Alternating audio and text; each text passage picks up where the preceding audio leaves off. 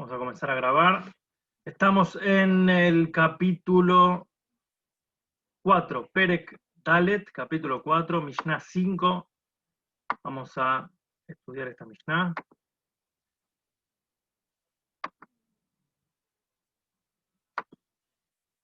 Dice así, vamos a comenzar. Capítulo 4, Mishnah 5, Rabbi Ishmael. Rabbi Ishmael bar Rabbi Yossi dice lo siguiente. Alomed Torah, el que estudia Torah, vamos a ir un poquito de contexto en el capítulo 4. Veníamos hablando sobre la importancia, obviamente, como todo el Pirkei Avot, de estudiar Torah. Una mitzvah trae otra mitzvah, eso es lo que dijimos en la Mishnah 2 del capítulo 4. Después dijimos en la Mishnah 3, no hay hombre que no tenga su hora, no hay cosa que no tenga su lugar. Muy, muy linda Mishnah también. Y la Mishnah 4 del capítulo 4 decía que hay que ser muy humilde frente a todas las personas y de el que honra el nombre de Hashem ocultamente es recompensado y el que lo profana ocultamente después queda expuesto también. Ahora la Mishnah 5, es una Mishnah un poquito más larga, tiene un par de momentos y habla principalmente sobre la importancia de no estudiar solo para uno mismo. Entonces dice así, Rabbi Ishmael, el hijo de Rabbi Yossi, dijo, Alomed Torah al menat lelamed, el que estudia Torah para enseñarla a otros, es recompensado de alguna manera y tiene la oportunidad, le alcanza a él la oportunidad de poder estudiarla y también para poder enseñarla, o sea que tiene el mérito de poder aprender y también poder enseñarla. A veces una persona busca aprender y se encierra en estudiar uno mismo y dice, la verdad que enseñar a otros me hace perder el tiempo, me hace perder parte de yo podría concentrarme más y aprender más, estudiar más profundamente, pero esto muchas veces es un error, como la Pirkei Avot ya lo trae en varias ocasiones, que de mis alumnos aprendo más que de mis maestros. Y cuando uno estudia para enseñar, aprende más que cuando uno estudia para uno mismo. Y también por eso, en el estudio del Talmud y en el estudio de la Torah en general, pero el Talmud en particular, hay un modelo de estudio que es con jabruta, con un compañero de estudio, con una pareja, y se pone mucho énfasis en no estudiar solo, sino estudiar para compartir, porque a través de compartir lo que uno va aprendiendo, hace que uno lo aprenda y lo entienda mejor. Cuando uno estudia para uno mismo, a veces piensa que lo entendió, pero le falta en la comprensión y le falta en la comparación del estudio con otros. Y más acá en el caso que uno estudia para enseñar. Estudia para enseñar realmente es digamos, más notorio y más importante y mejor cuando uno lo puede hacer de esta manera. Entonces, vamos entonces a lo primero que dice. Después sigue diciendo, aquel que estudia Torah para practicar lo que aprendió, y acá tenemos varias maneras de leerlo. La tradicional, la traducción acá dice, Alomed al Benat la Azot, el que estudia con la intención, con el objetivo de hacer. Entonces dice, Maspikim Beyadol, le alcanzan en su mano Lilmod para aprender, Ulelamed y para enseñar, Lishmor para cuidar, quiere decir protegerse de las transgresiones, Velazot y para hacer también, para poder cumplir las mitzvot. Entonces estaría apareciendo de acá que el que estudia con el objetivo de hacer tiene más mérito que el que estudia para enseñar. Y acá entonces tenemos una pregunta que podemos hacer. ¿Cómo puede ser esto? Cuando nosotros decimos que el que estudia para enseñar, obviamente que tiene mucho mérito, y si uno es realmente un maestro y se prepara para poder enseñar, produce una gran cantidad de alumnos y de enseñanza y propaga la enseñanza por todos lados. En cambio, el que dice acá, el que estudia para practicar, o sea, que solamente lo hace para practicar él mismo, uno podría leerlo, entonces le alcanza no solamente para enseñar, para aprender, para enseñar, para proteger y para hacer. Entonces, es una pregunta, porque podríamos pensar que el que estudia para enseñar, bueno, es una cuestión académica, y el que estudia para hacer es una cuestión personal. Entonces acá en realidad hay una interpretación muy linda que vi en nombre del rabino Twersky, que nos viene a decir lo siguiente. Hay dos tipos de maestros. Dentro de los maestros, dentro de los que enseñan, hay dos tipos de maestros. Un maestro que es un intelectual, una persona que es puramente académico. Y su ambición es poder enseñar Torah en educación, en instituciones educativas, y necesitamos ese tipo de genios, ese tipo de personas comprometidas con el estudio al 100%, que sean fiel a la palabra, fiel al estudio, comprometidas con la parte académica. Ahora, este es un tipo de maestro que está muy preocupado en que la enseñanza se transmita, que tener seguidores, tener personas que quieran realmente aprender y dedicarse en una élite, en un sistema académico para poder enseñar. Este es el que estudia para enseñar. Entonces, él está metido al 100% en lo que es en el estudio. Pero hay otro tipo de líder, y por eso dice acá, el que estudia, no estamos hablando solamente para saber qué hacer, sino también él estudia para hacer. Para hacer quiere decir hacer, como justamente la Perashá esta semana nos cuenta sobre Abraham y Sará. Que Abraham y Sará se mudaron de la tierra de Ur-Kasdim a la tierra de Harán, y después de ahí, Lech Lejá, se mudaron también nuevamente en proyecto, en destino a la tierra prometida. Pero en Bereshit dice, en el capítulo 12, dice, An-Nefesh Asherazú Beharán. Las almas que hicieron en Harán, hicieron, la palabra acá que usa es hicieron, como dice acá, la azot, hacer. Hicieron almas, ¿qué quiere decir? Transformaron personas, un cambio radical en sus vidas, un cambio de 180 grados. No es solamente enseñar en aras del estudio, sino que buscaban o influenciaban o inspiraban para hacer, y no solamente para inspirar, para aprender. Y por eso justamente ese es el verdadero líder que le alcanza no solamente para estudiar, no solamente para enseñar, para proteger y para hacer. Y esto un poco me parece sobre esta idea de que no solamente preocuparte por la necesidad intelectual del otro, sino preocuparte por el total de la otra persona. Y es un tipo de enseñanza transformativa, una enseñanza que transforma, que conmueve, que moviliza a la persona. Y no puedo menos que pensar justamente en el Rebbe de Lubavitch. Justamente hoy estaba viendo un par de videos de entrevistas que hacían a personas hablando historias sobre él, y es un líder que transformó la vida judía como la conocemos y que llegó a cientos y miles de personas, pero no llegó con un mensaje de una enseñanza nada más, sino que el propósito siempre era hacer. Hay una mitzvah, hay shofar, escuchar shofar, hay unos tefilim, colocá tefilim, el que estudia para practicar. Y eso llega mucho más profundo, mucho más extenso. No era un líder, y esta es la cuestión, que no era un líder solamente filosófico, un líder intelectual. También, obviamente, que era una gran genialidad, pero siempre tenía como propósito, como meta, como objetivo el hacer.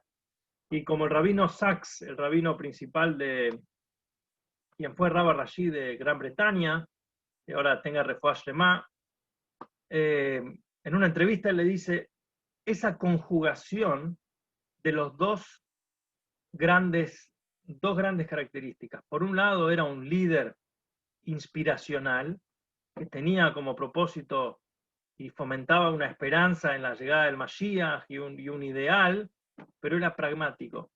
Entonces tenía esa visión profética y esa visión práctica. No era quedarse en el pensamiento, no era quedarse en un pensamiento espiritual, sino que siempre lo bajaba en la práctica. También el primer ministro Yitzhak Rabin, él decía esta idea, es un líder por un lado que inspira a través de la enseñanza, porque el Rebbe enseñaba y tiene más de 40 o 80 libros impresos de sus enseñanzas, pero era un líder que fomentaba el hacer y hacer personas. Y esta es la diferencia, a veces uno te viene a escuchar y te viene a... pero hacer una persona, y este es el nivel más elevado de poder estudiar, enseñar y cambiar en la acción, que el estudio esté enfocado en la acción y no solamente el estudio enfocado en el pensamiento. Por eso lo vemos como un segundo nivel y así contestamos la pregunta que cómo puede ser que el que estudia para practicar lo que emprendió puede enseñar y estudiar y practicar. Acá te está dando también una buena manera de entender que también de las dos maneras está hablando de un líder que transforma. Entonces, por otro lado, que también podemos tenerlo como idea, es el concepto de que la acción es lo principal. Y por eso hay un famoso debate en el Talmud que dice que es más importante el estudiar o el hacer. La Torah, el Talmud, el estudio de Torah o las mitzvot. Y la conclusión que llegan, que es como una conjugación de las dos cosas, dice Gadol Talmud, es mejor el Talmud, que trae a la acción. Shemevili de Maaseh, que trae a la acción. Entonces, estudiar por estudiar no es el objetivo. Finalmente termina siendo el estudio secundario a la acción, que es lo principal. Pero ¿cómo se llega a la acción correcta? Estudiando.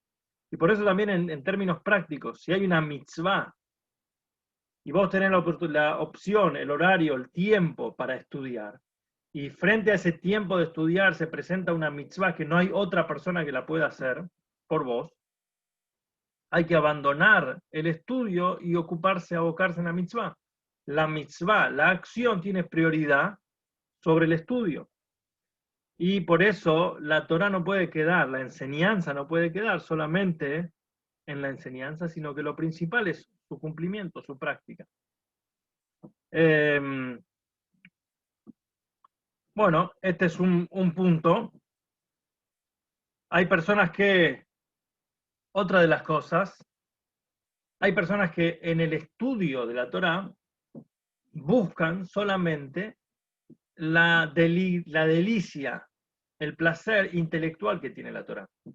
Entonces, su approach, su encauce, su enfoque es principalmente en qué puedo deleitarme de la parte intelectual que tiene la Torah. Pero hay personas que dicen, no seré un gran intelectual, lo que yo busco es, tengo temor al cielo, tengo cualidades, pero no tengo tanto conocimiento. Entonces dice, pero el que estudia para aprender, para hacer, y no pasa el tiempo aprendiendo, ¿sí? El que pasa tiempo aprendiendo de personas cómo comportarse, sino tiene la oportunidad de tener éxito en todas las áreas de aprender, de enseñar, de protegerse y de poder cumplir, porque tiene claro el objetivo hacia dónde va.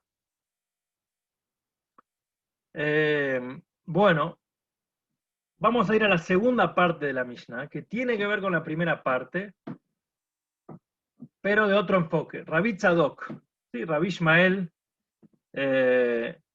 si no me equivoco, no sé si es Rabbi Ishmael, acá dice Rabbi Ishmael, hijo de Rabbi Yossi, no sé si es el mismo Rabbi Ishmael tradicional, pero vamos a ir a la segunda parte. Rabbi Tzadok dice, no te separes de la comunidad. Y esta es una gran frase que se usa en variadas ocasiones, diciendo no te hagas rancho aparte, no te separes de la comunidad, Si todos van hacia un lugar, trata de asociarte, de sumarte, y después tiene otras connotaciones que lo vamos a explicar inmediatamente a continuación. Y si tú estás juzgando a un caso, no actúes como abogado aconsejando a los que están siendo juzgados. O sea, tenés que ser un juez imparcial. Si estás en la mitad de un caso, no podés participar también dando el consejo de cómo afrontar el juicio. Alta sea Tará, no hagas de la Torá como una corona para engrandecerte. Y no la uses para ganar dinero como un talador gana la vida cortando madera con un hacha. Y no hagas un cardum, un hacha, para cortar con ella. Y así solía decir Hillel. Becaja ya Hillel Omer. Bedishtamesh betaga jalach, el que usa la corona de la Torá, para el beneficio personal, será destruido. Halamanta, entonces aprendiste, Kolan enemi de Torá, todo el que busca beneficio personal con las palabras de Torá, aparta su vida de la recompensa del mundo venidero. Entonces, acá nos habla la segunda parte de la Mishnah. La primera nos dice cómo enfocar positivamente, cuál es la actitud correcta, que nos dice, no estudie solo para enseñar, no estudie solo para entender, estudia para practicar y para hacer. Y nos advierte Rabbi Tzadok como una segunda parte, qué cuidado tenemos que tener de cuál no puede ser el enfoque. O sea, la primera parte habla del enfoque positivo, afirmativo que tenemos que tener. Y la segunda parte habla del cuidado que tenemos que tener de no tener un enfoque negativo, de separarse de la comunidad, de actuar como un abogado fuera de lugar y de usufructar y usar la corona de la Torá para sacar provecho. Sobre este tema de usarla como un hacha para cortar, justamente el Tania trae sobre los oficios que también buscaban en lo largo de las generaciones los grandes sabios de Israel, los grandes sabios de las generaciones, por ejemplo, Maimónides, Rambam, Rabbi Moshe Maimón, que era un famoso médico, y él quería ganarse su dinero a través de ejercer la medicina, o también Nachmanides, que usaban el conocimiento de la medicina como un hacha para conseguir su parnasá, su sustento. Y así tantos otros, el Ora Haim Akadosh y el Jafetz Haim, y tantos otros en la historia que usaban. Y en particular en las épocas del Talmud, era lo común que los sabios tenían un trabajo, un oficio, además para ganar el sustento, y no vivían de la enseñanza, o sea, vivir a costa de lo que es la Torah. Por hecho, de hecho, en la práctica, hoy en día un maestro de niños que enseña Torah se considera su paga no por las horas de enseñanza, sino por las horas que él se la pasó preparando para enseñar. O sea, se le paga por el tiempo que pasa estudiando y no por el tiempo que enseñó, para que no sea como que él está ganando dinero por el usufructo de la Torá. De hecho, hay una famosa discusión en el Talmud también sobre esta idea de si la Torá puede ser un oficio, ¿no? Rabbi Ishmael, que por eso digo, no sé si es el mismo Rabbi Ishmael que dijimos acá o es otro, pero Rabbi Ishmael, él dice que la Torá tenemos que tener un trabajo para ganarnos la vida. Y Rabbi Shimon Bar Yochai, está traído sobre él que la Torá era su oficio. Él estaba 100% inmerso en el estudio de la Torá, a punto tal que no necesitaba ni siquiera tiempo para rezar, ni siquiera para hacer tefila, estaba exento porque la Torá abarcaba el 100% de su vida. Y el Talmud dice, muchos trataron de hacer como el camino de Rabbi Shimon y no tuvieron éxito, pero Rabbi Ishmael reconocía que aunque no es para todos, si vivimos, como dijo Rabbi Shimon, Hashem también nos va a ayudar, o sea que es un segundo camino posible y disponible. Este Rabbi Tzadok, no sé si se acuerdan, cuando se lee la parte del Talmud que habla sobre la destrucción del Beit HaMikdash, en particular de Rabbi Yohanan Ben Zakkai. Rabbi Yohanan Ben Zakkai había sido el que había negociado el permiso para hacer la academia, mudar la academia de Yerushalayim a Yavne, y había hablado con el emperador Vespasiano, que él había sido el enviado de Roma para destruir el templo y consiguió una prórroga, y uno de los pedidos que él le hizo, el que está traído en el Talmud, en Gitín, fue conseguirle médicos para poder curar a Rabí Tzadok. Rabí Tzadok, cuando se enteró que se venía la premonición, la destrucción del Beit HaMikdash, prometió y comenzó a hacer ayuno todos los días.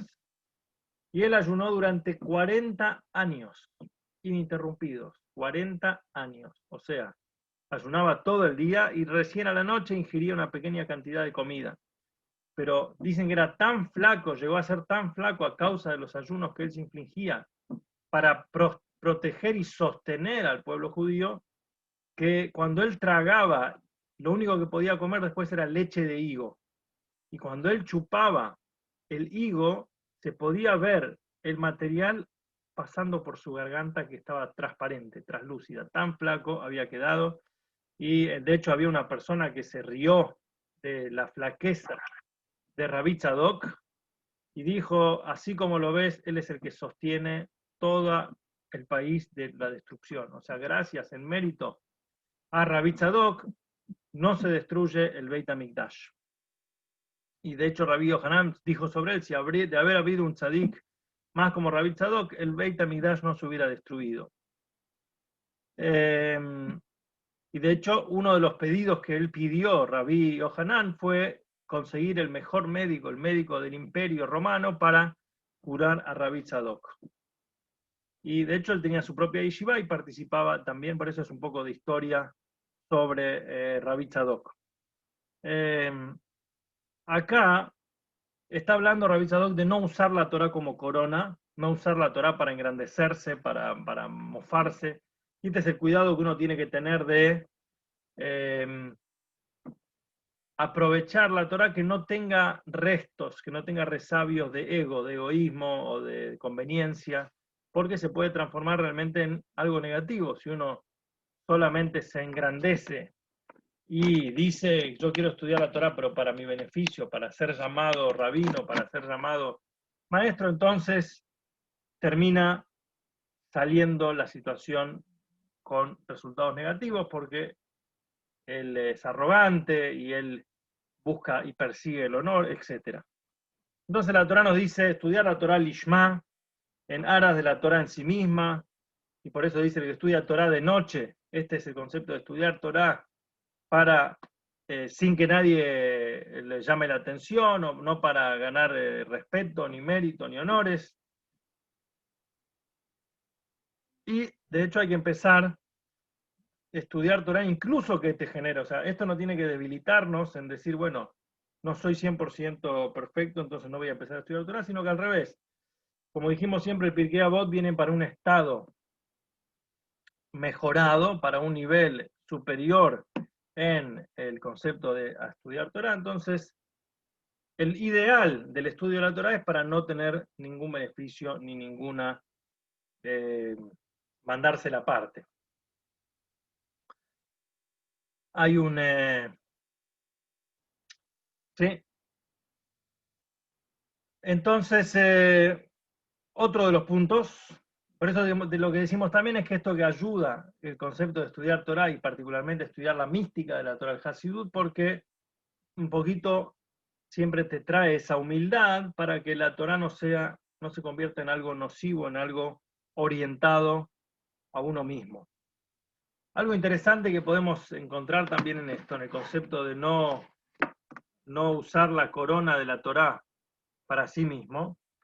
Primer punto, vamos a analizar lo que dijo Rabí Tzadok de no te separes de la congregación. No te separes de la congregación, más allá de no aislarse, también tiene que ver con ser sensible a la necesidad del otro. Si una persona le va bien, y por ejemplo lo vemos hoy en día con esto de la pandemia, con la situación que estamos atravesando, hay personas que, gracias a Dios, pudieron tener su trabajo, incluso algunas personas están trabajando mejor que antes, les está yendo mejor que antes, y uno podría decir, bueno, a mí me está yendo bien, no importa lo que está pasando alrededor mío, mientras yo pueda y yo esté bien, yo voy a hacer mi vida, voy a aprovechar, pero este es el concepto, no te separes de la congregación.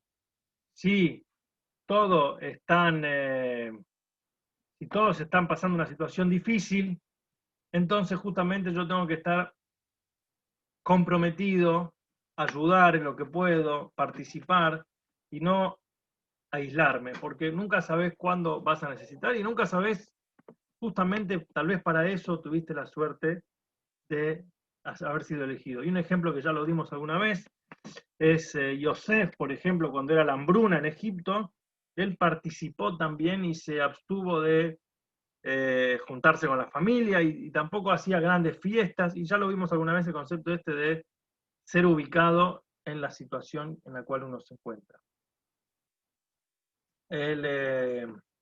Otro de los puntos también, entonces esta es un poco la idea de no te separes y no te apartes de la congregación. Hay una historia, había una vez un Hasid, un hombre piadoso que atravesaba una pobreza muy importante y la esposa siempre le insistía para que le pida una bendición a su rebe, a su maestro, para poder tener abundancia, para poder tener el sustento. Y él finalmente, la esposa le hizo prometer que lo iba a pedir y él nunca quería hacerlo porque quería hablar de cosas espirituales, pero finalmente se lo dijo al rebe y el rebe lo escuchó y le dio algún dinero y le dijo, tenés que hacer lo que te voy a decir. Anda a tu hogar, volvé a tu hogar, volvé a tu ciudad.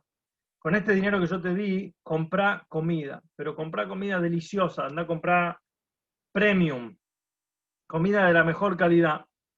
Pero escuchá bien lo que te voy a decir, la condición. Tenés que ir y tenés que ir a tu casa y bajo ninguna circunstancia compartas de la comida.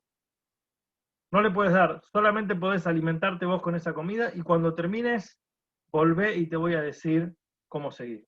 Bueno, el hombre dijo cómo tenía que ser y la esposa y la familia y los chicos lo veían al padre, a este hombre comer las delicias, se compró todas las cosas ricas y estaba comiendo y los chicos estaban desesperados, dice papá dame, y él dijo no te puedo dar. Y cada bocado que él comía sufría una tortura, porque dice, mira, mis hijos me están pidiendo, mi esposa me está enojada conmigo, me dice que estás loco, ¿cómo vas a comer solo?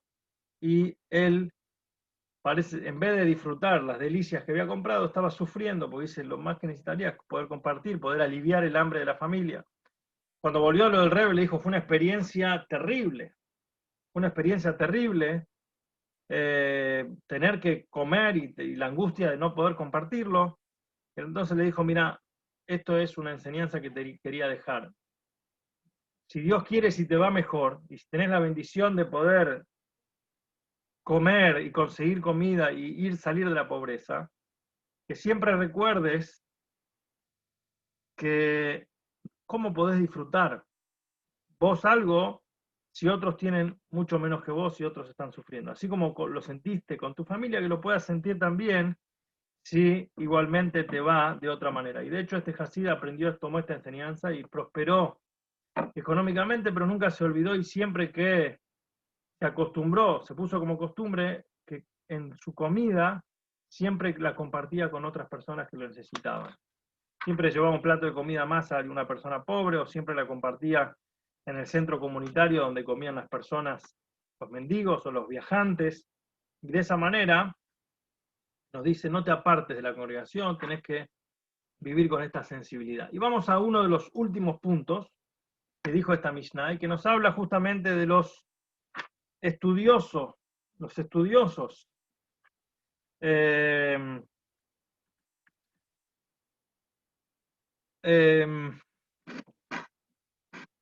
Nosotros dijimos que el que usa la Torá como una hacha para cavar, para cortar o para acabar, depende de la versión.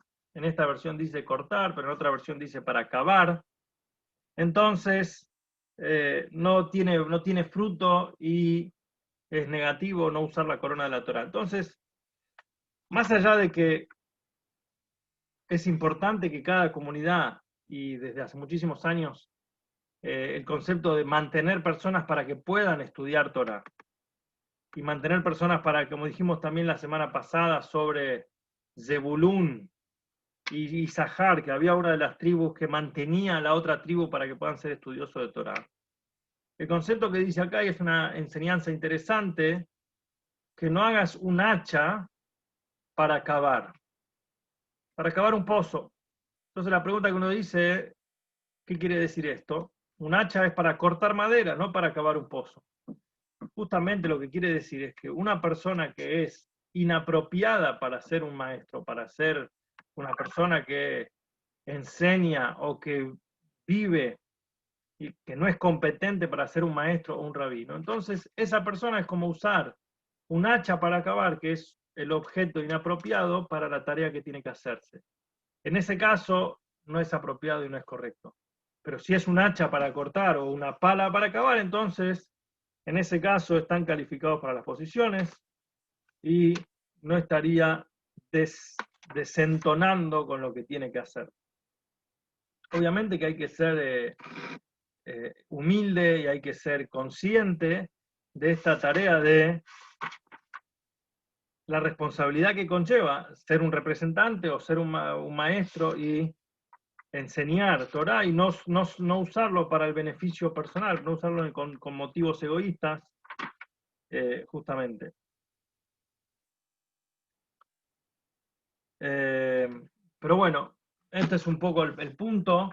Para terminar, justo había una vez en la ciudad de Lublin, si no me equivoco, Lublin es Polonia, había un gran maestro jasídico, se llamaba el José, el vidente de Lublin. Y había una gran cantidad de personas, seguidores, que se acercaban y querían escuchar sus enseñanzas, y siempre había colas y gente que viajaba de lejos para escucharlo. Y en la misma ciudad había un hombre que era estudioso de Torah, que era un hombre que se dedicaba mucho tiempo, era como un ilustre, un hombre dedicado a estudiar, pero un día se le acercó y así, directamente le dijo, la verdad, no entiendo este Gaón.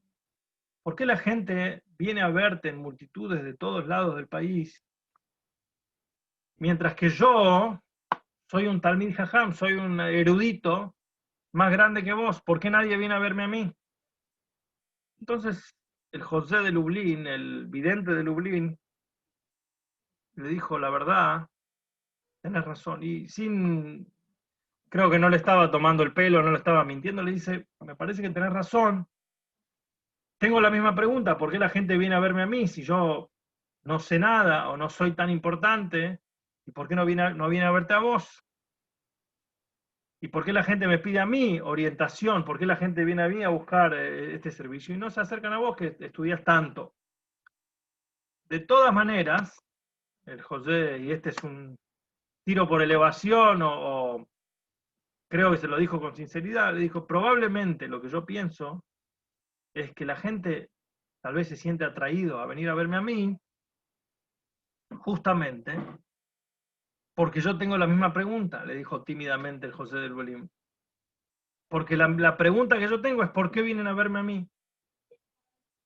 Entonces la gente cuando siente, entre comillas, la humildad, no le dijo la palabra humildad, pero sienten que yo me pregunto por qué me vienen a verme a mí, entonces vienen, justamente porque me hago esa pregunta.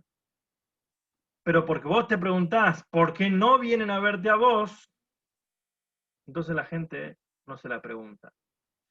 Es como alguna vez lo vimos, el que persigue el honor se le escapa. También está en el Pirkei Avot. Y el que le escapa el honor lo persigue.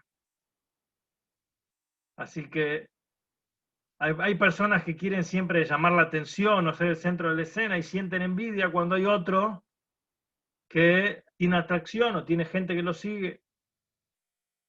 Y él dice, ¿por qué no me siguen a mí si yo soy más importante o soy justamente a veces, justamente porque el otro es más humilde y el otro no piensa y no quiere y no precisa y no está detrás de que lo sigan, la gente lo sigue a él. Pero el que está buscando que lo sigan, la gente se le escapa. Así que este es el mensaje del final para esta idea de no usar, no pensar y no buscar siempre el beneficio personal, sino cuando uno deja de buscar el beneficio y busca qué puede dar para otros, el resultado es recíproco y funciona.